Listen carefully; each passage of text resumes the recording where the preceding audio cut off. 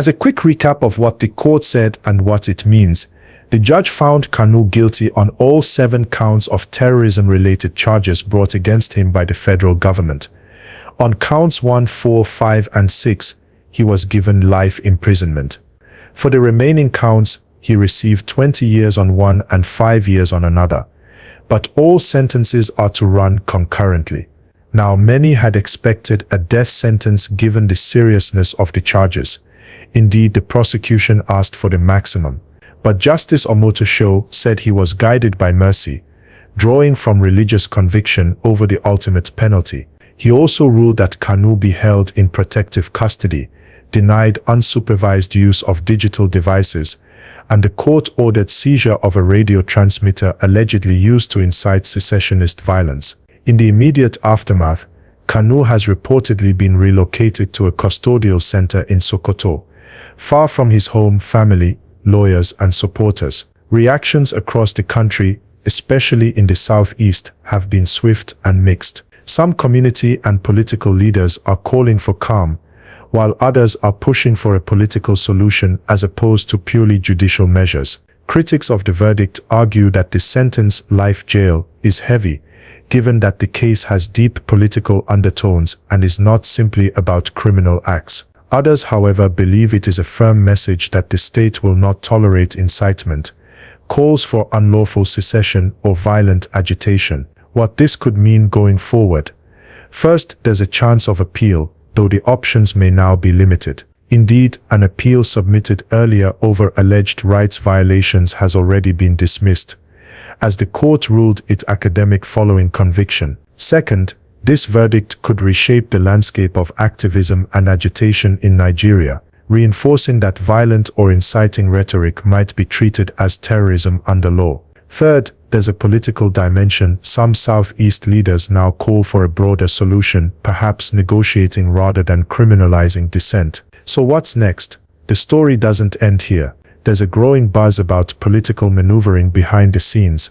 Some are urging the federal government to seize this opportunity for dialogue, inclusion, and national healing rather than further polarization. Now, when news broke that Judge Omotosho allegedly regretted sentencing Nnamdi Kanu to life imprisonment, a rumor said to have been shared privately with his wife, many Nigerians immediately started asking questions. Why would a sitting judge regret a decision delivered in open court? What could have happened behind the scenes? And what does this mean for the future of the case?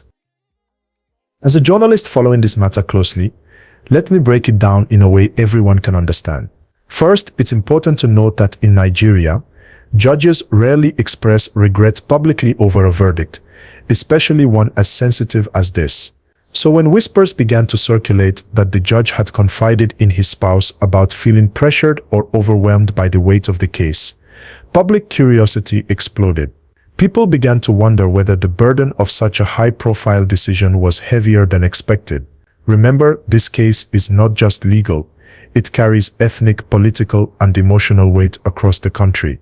Now, whether this rumor is fully accurate or not, what we can see clearly is the reaction nationwide. Many citizens interpret the alleged regret as a signal that the matter is not as straightforward as it looks. And honestly, if you look at Nigeria today, you will understand why. There is tension in the southeast, there is frustration among youths, there is a desire for fairness, and at the same time there is a strong push for national stability.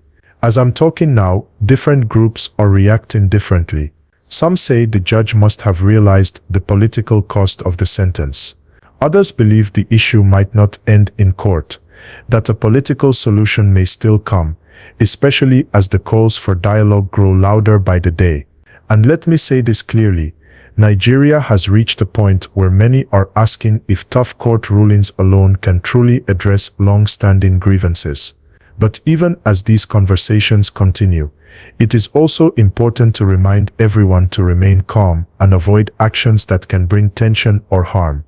Information spreads fast, especially online, so viewers need to rely on verified updates. And that's exactly why you should like this video and subscribe, so you always get the truth, not rumors.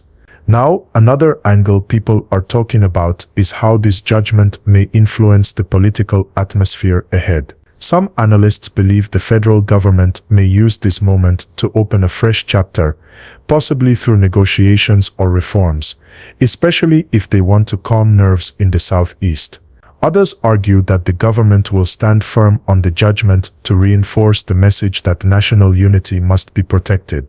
Meanwhile, supporters of Nnamdi Kanu are asking what the next move will be. Will the legal team push for an appeal? Will there be new petitions from Southeast leaders?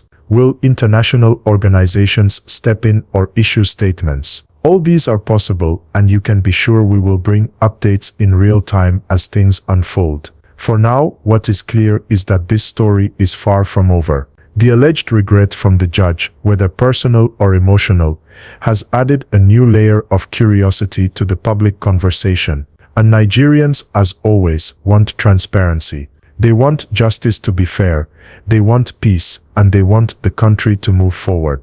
Some prominent elders in the region have pointed out that, for more than a decade, Nigeria has been dealing with agitations, misunderstandings, and grievances that go deeper than one person or one court case. For them, the life sentence has reopened an old wound, a wound they want the government to treat with dialogue rather than force. They are emphasizing that even if someone is convicted, the path to unity should not be closed. Meanwhile, youth groups are reacting in their own way. Many young people feel unheard, and they see this judgment as a reflection of long-term frustration. But at the same time, many influencers and community voices are urging youth not to take actions that could endanger themselves or their communities. They are reminding everyone that this is not the time for unrest, but the time for strategic engagement, peaceful expression, and staying informed. And once again, if you're watching, please like this video and subscribe so more people can see updates that keep them informed and calm. Turning to the political center in Abuja, insiders say there is quiet discussion going on, discussions about the national atmosphere, the international attention the case is drawing, and the possible long-term effects. Some government officials are reportedly concerned about how the Southeast will react if the situation is not managed properly. Others are insisting that the rule of law must stand firm regardless of public pressure. There's also talk about whether the president may be advised to consider a political solution down the line. Not today, not this week, but possibly as things unfold. The reason is simple: every administration in Nigeria knows that the stability of the Southeast is crucial to national progress. So even though the court has given its judgment, the political leaders may still look for ways to keep the country united. Now, let's talk about Nnamdi Kanu's family and supporters. His brother, Kononta, has already been speaking out. They are thanking supporters, calling for calm, and insisting that this is not the end of the road. They believe new legal steps will be taken. And from what I'm seeing, the next phase will involve both legal strategies and public advocacy. Another interesting development is how people in other regions of Nigeria are reacting. Some Nigerians in the north say the judgment shows that no one is above the law. Some groups in the southwest are calling for fairness and political maturity in handling sensitive ethnic matters. And those in the south-south are saying the government must use wisdom so this issue does not create division in the long run.